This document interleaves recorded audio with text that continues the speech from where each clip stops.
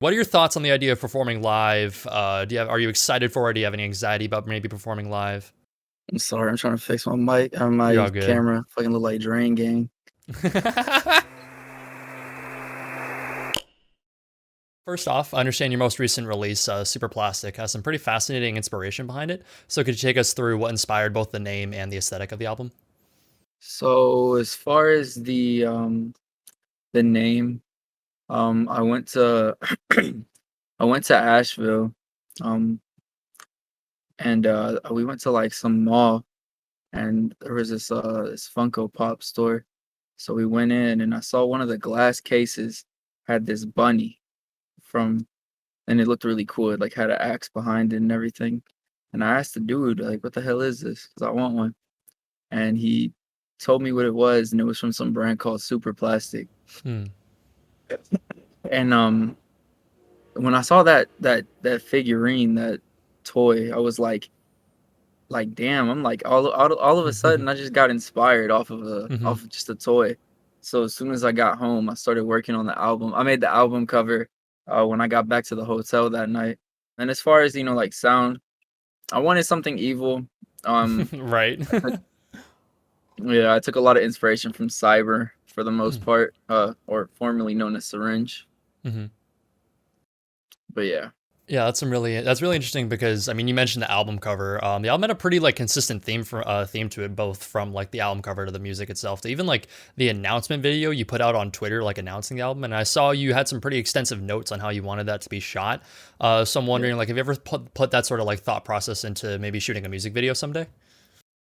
I would like to, cause really, I when that promo idea came to my head like 3 weeks before I shot it, Hmm. um, I was like, or in like 2 weeks, I was like, I cannot forget about this because Hmm. it came out of nowhere one morning. So I texted my friend Gohana and I was like, just spewing all the shit out of my brain, Right. saying, this is, I don't have my phone's dead, so I'm gonna type this here real quick. Hmm. Um, so I feel like it'd be cool to like, you know, write some notes into how a music video would look and whatnot. I think it'd be fun. Yeah, I'd be curious to see what maybe like the Overcast guys would tackle something like that. But I Yeah, think your that'd be music's a crazy. little bit too evil for them. I think they're a little too cheery for that. Uh, Yeah. but that's really interesting. You mentioned the super plastic figure. It's really interesting because like that figurine is pretty casual, pretty like unassuming. But super plastic actually continues a trend you've been on recently of like you mentioned releasing very evil music. So I'm wondering what inspired you to originally lean more in that direction. Um, I would say back in like 2015, um, I used to make music under a different name, Hmm. like just beats and stuff, like chill stuff, happy sounding stuff. Then my Twitter account for that music got banned or got Hmm. suspended. So I was like, all right, I've been listening to a lot of Suicide Boys and Night Lavelle recently. I Hmm. want to take a little different path, maybe work on some dark stuff. And I Hmm. thought, what is the most edgy name I can think of? So um came up with Funeral, and then that's around when I started doing dark stuff. So really just what inspired me at the time. Actually, wait, Hmm. there's another way that happened too. That was for my production. Hmm. But as far as my actual music turning evil, like for the first like year of my vocal career since 2017, it was like happy, like Hmm. plug. And Right. this is gonna sound so weird, but I was watching that Joker movie that came out in 2019. I swear to God. Oh my god. All roads lead back to the Joker. Jesus. I swear I watched the movie and I'm like, man, I'm just like him. And I'm Shut the like, fuck. my music's got to be evil from here on out. I have to embody this, what I'm feeling from watching this. Oh my god. Jesus. Wow. That's one hell of an origin story if I've ever heard one. Jesus.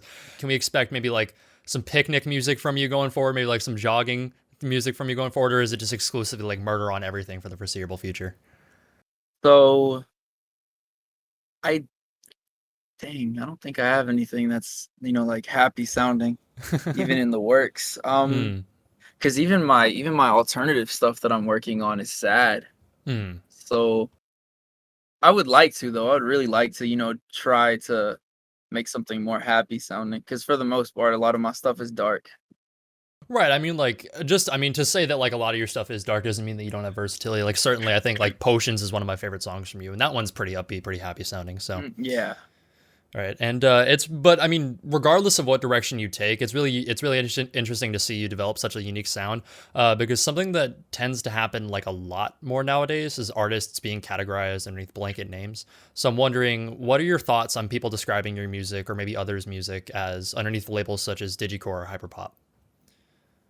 Um, well, hyperpop, I can see why that gets people upset because that for the most part, we all think it's like it's actually like they really categorize it as one specific sound. Mm-hmm. Um, and I have seen people less use it for like to cover the scene and more to cover loud basses, EDM inspired stuff. Mm-hmm. And I feel like digicore embodies more like just artists doing their thing, but even that can like give off this particular sound. So it can be cool, but I don't know. It's tough to kind of it's not like plug. Plug is plug. Mm-hmm. Everybody knows what plug is, and Right. that's plug. But Mm-hmm. I don't know. A lot of the artists in the scene are super versatile, so Mm-hmm. it's kind of hard to classify them under a genre.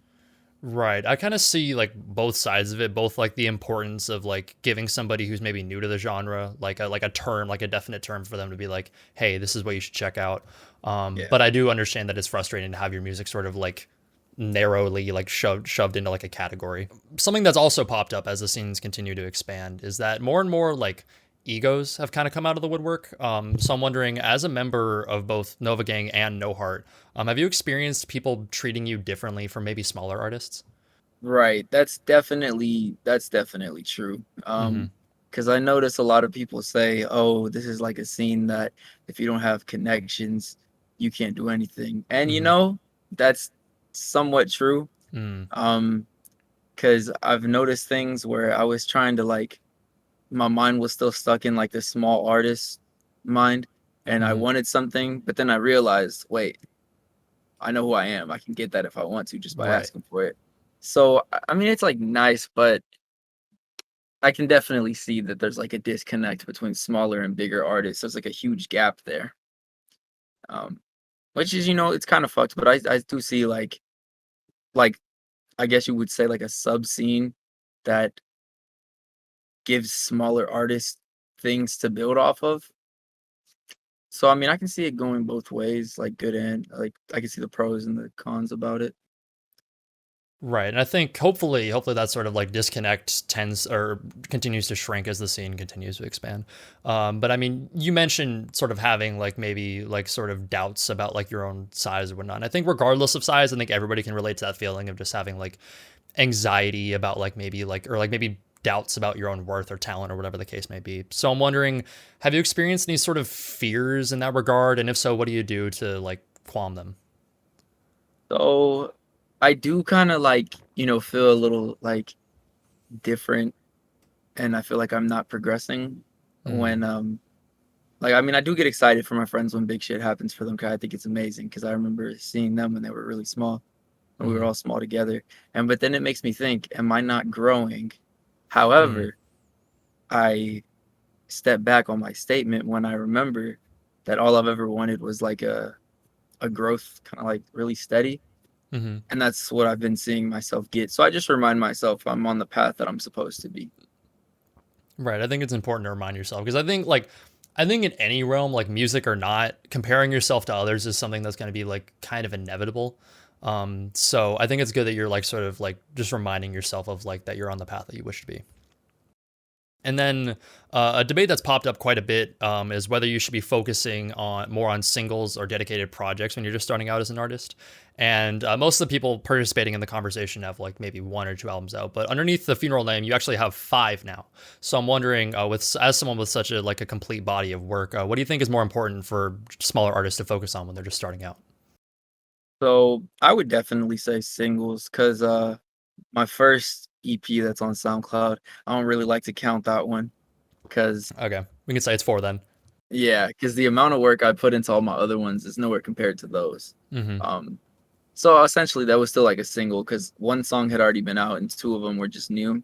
Mm-hmm. And I think two songs can still be considered a single. Right. So but definitely singles to begin with are like it's a really good way of just, making whatever you want and putting it out there.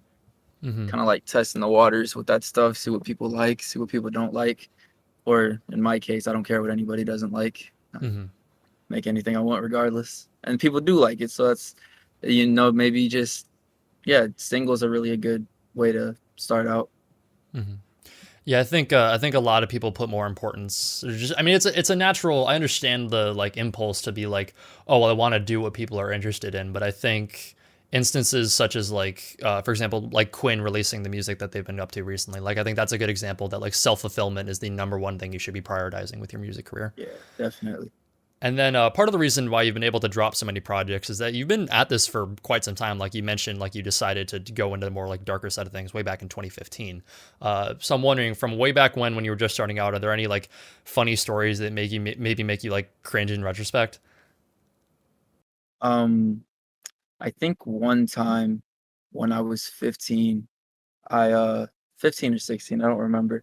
I Mm-hmm. was in a group chat with a bunch of producers who are like kind of established now, and I remember there was this meme going around. It wasn't even a meme. It was more of like letting people know that uh, the actor who played Gibby from iCarly was a producer, and Wait, so what?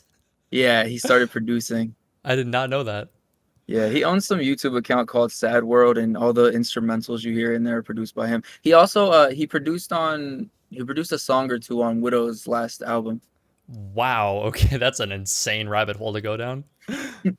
But I was in a group chat with the actor. They put him in the group chat, and I'm very sure that I was making so many Gibby references. I don't even know if I got kicked out of the group chat, but looking back, I probably shouldn't have said that because I do like his production. I just thought it was funny. I was a little kid. Oh my god. Don't worry. I think I would do it 10 times worse if I was 15 or 16, got put in a group chat with Gibby, dude. Oh my god. Of course, making stupid mistakes when you're 15 or 16, that's of course forgivable. But being around for as long as you have, you're actually the oldest person I've ever interviewed, which feels weird to say because you're 21, correct? Right. Right. And that, like, go anywhere else, and 21 is considered like the peak of youth. Like, that's like the pinnacle of like when you're considered like a young person. But here it's considered like old in a weird way. Like, and I think people forget that it's not normal for a movement to be led by like 15, 16, 17 year olds. Like 90% of us can't even buy a beer, half of us can't even drive. So I'm wondering, what do you think are some advantages and disadvantages of the scene being skewed so young? As far as like being that young, a lot of them are getting successful, and I mean, a lot of promising careers for a lifetime can start when they're young. So that's really nice to look at them starting young. So like because I've seen artists who are like just starting to try to make music in the scene that are my age, and they're all like, "Oh, I wish I would have started like years ago."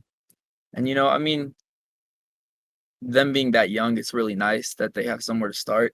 Because even if some artists coming up in this scene don't do anything with this scene, a few years later, they'll definitely, with their progression, keep going. And I think it's really nice to see that they're this young. A lot of my friends are like really young. I think they're like the average age like 16, 17 Yeah, now. median age is like 16, 17. Yeah. Yeah. And it's nice to see them, gain the success this young. But like it also can take a really heavy toll on their mental health. And Mhm. I know a lot of them do take breaks when they have to because of how fucked that shit can get. Yeah, like I can't imagine having like that many eyes. Like for example, like I know like Lou, like the amount of like followers and like just interaction Lou has is just like I can't imagine having that many eyes on me at the age of 13. That sounds insane Right. to me. So, yeah, no, I think it's right to point out that like it is really interesting to see kids before the time they graduate high school have like a definite like idea of what they're going to do with their lives, which I think is something that like is amazing. Right. And then you, unlike most of the artists in the scene, you have to pay taxes. So considering how most others in the scene, myself included, aren't as financially fluent as you are, I'm wondering, how do you manage your finances once, for example, like DistroKid checks hit? So generally I just kind of save about 1,000, maybe $2,000 a month. Mm-hmm. Um, and I don't really know much about taxes yet. My girlfriend or my fiance does though. So Mm-hmm. at the end of the year, when I get those forms from distro, Mm-hmm. I'll get her to look at them, and we'll figure out how to tweak the shit so I can just pay my taxes and not get in trouble. Because the IRS isn't gonna get me this year. They're not gonna get me next year. Yeah, They're gonna get me when I'm 26 and I have hundreds of thousands of dollars coming in a year. they're gonna fuck your shit up. They're gonna get me when I'm extremely well off and wealthy. So we're gonna figure that shit out by like March next year and Mm-hmm. get it all done right. Cause I do save my money. So I don't know how taxes works really, but my Mm-hmm. fiance does, so she'll figure it out for me.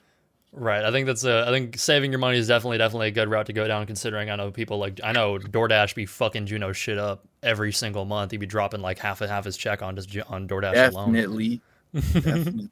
I even have the on Grubhub. I had the I was have ever since we like started like all of my friends ever since we started getting money online like consistently we will be on VC and we're like, hey bro, I'm finna get something from DoorDash, I'm finna Grubhub something like every time.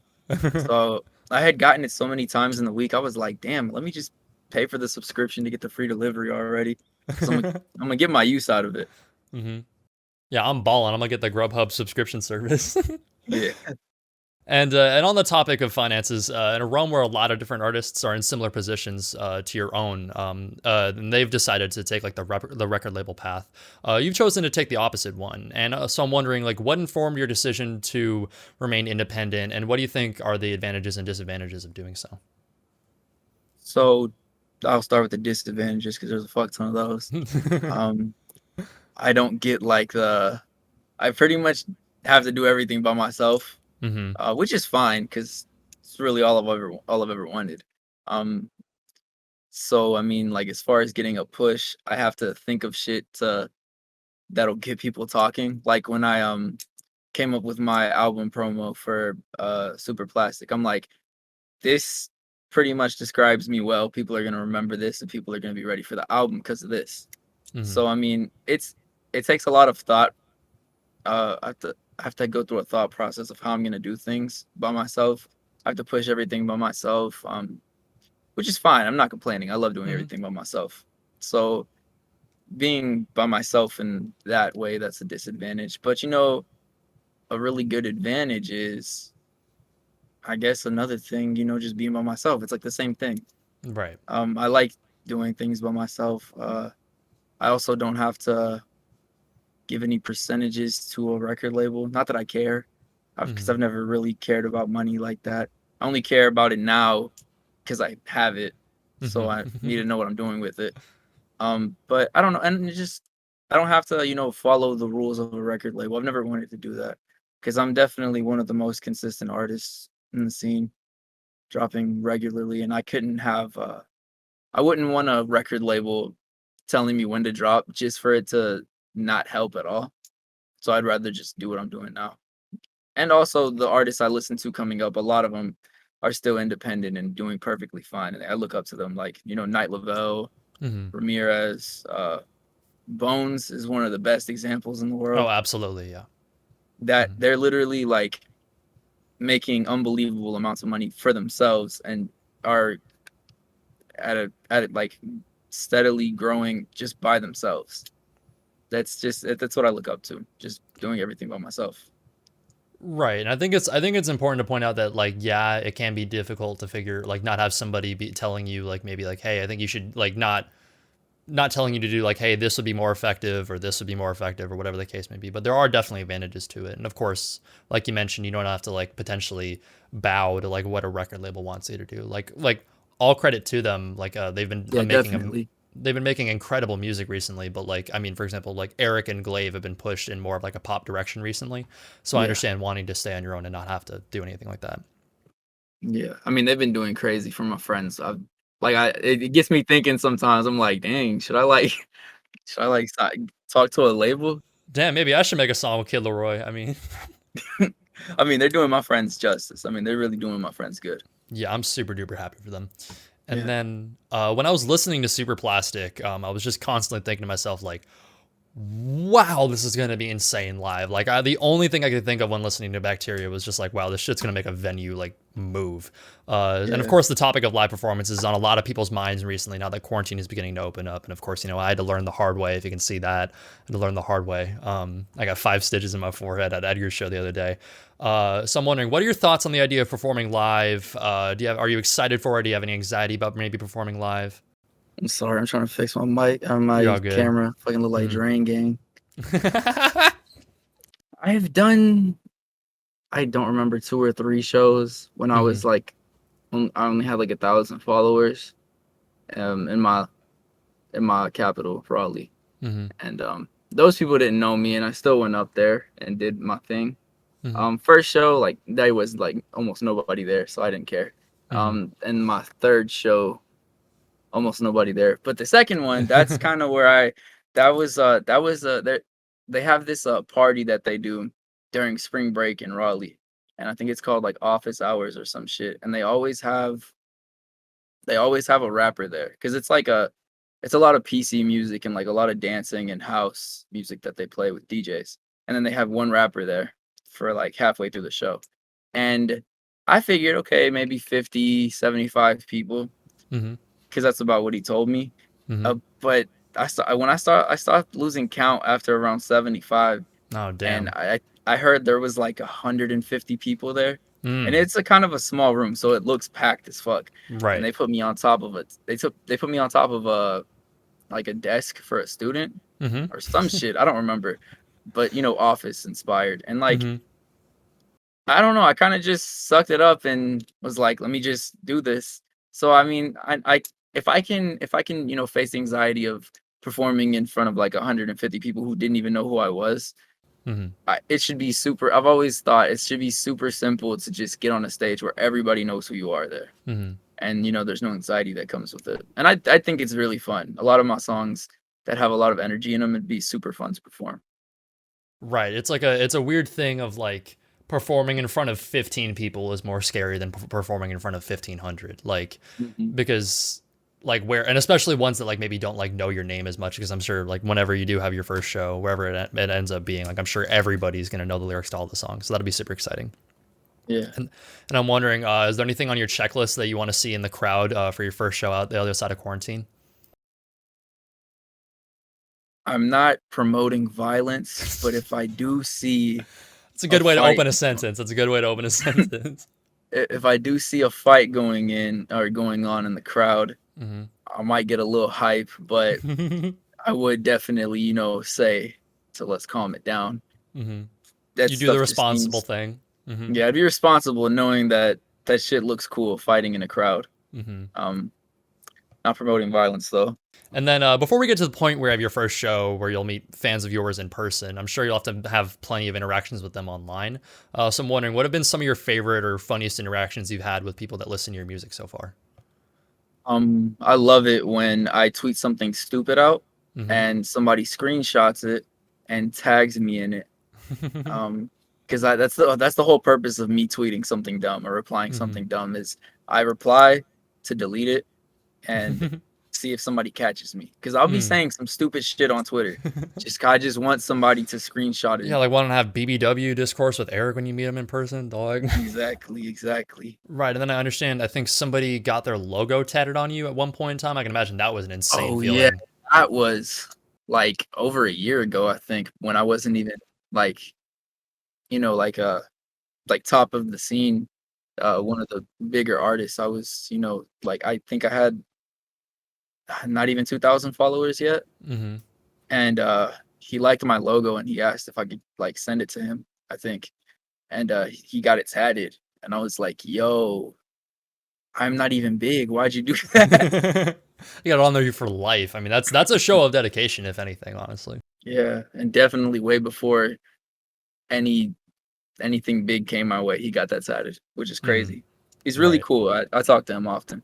Oh, that's awesome. That's awesome. And then, of course, no matter how many artists you discover, it always seems like there's going to be like 100 more popping up, like whenever you turn your back. So I'm wondering if you could pick a handful of people to put our listeners onto right now, who'd they be? I haven't been asked this since the artist I picked was small. Because the last Hmm. time I got asked this, somebody I told them delete Zeke, and delete Mm. Zeke's fucking huge now. Right. Well, I mean, of course, telling them people to check out Delete Zeke is always something you should do. Insanely talented. Yeah, But if you need to pull up like a SoundCloud playlist or anything like that, go for it. yeah. Let me see. I have a fuck ton of playlists. Evils. Everybody should check out Evils. EVVLS. Goat.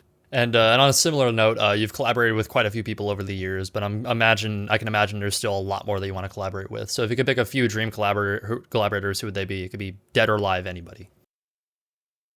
Soccer Mommy for Mm. sure. Mm-hmm. I like that band a lot. Cyber. I'd love to. Mm-hmm. I think that's somewhat doable though. That Mm-hmm. could probably happen. Right. As far as somebody in the mainstream who I think I'd really go well with, Travis Scott. I feel like there's an Mm. energy to be made there. Right. Absolutely. Yeah. So I think I'd definitely go crazy with those three. Yeah, no, Jesus, a Travis Scott and a funeral song sounds like an electrifying 3 minutes. And then Mhm. finally, you've come a really long way in 2021 alone. I'm really, really excited for what you have in coming for you in the future. And I understand you're dropping an album that once you hit 10,000 followers on Instagram. But are there any other things that you want to accomplish before the year is through? Um, I definitely like to finish another alternative rock project. I want to get back on that. Because the last one I dropped was damn, what was it called? Dejected in Hmm. December. Um, so I'd like to make another project like that. Um, Definitely I want to experiment with some more sounds soon. Try to do something that I really haven't done before. Because I mean, I've covered a lot of genres that I like, but I'd like to just really, if I knew how to scream, like really scream, not just like singing where my voice is strained, because I like Hmm. doing that.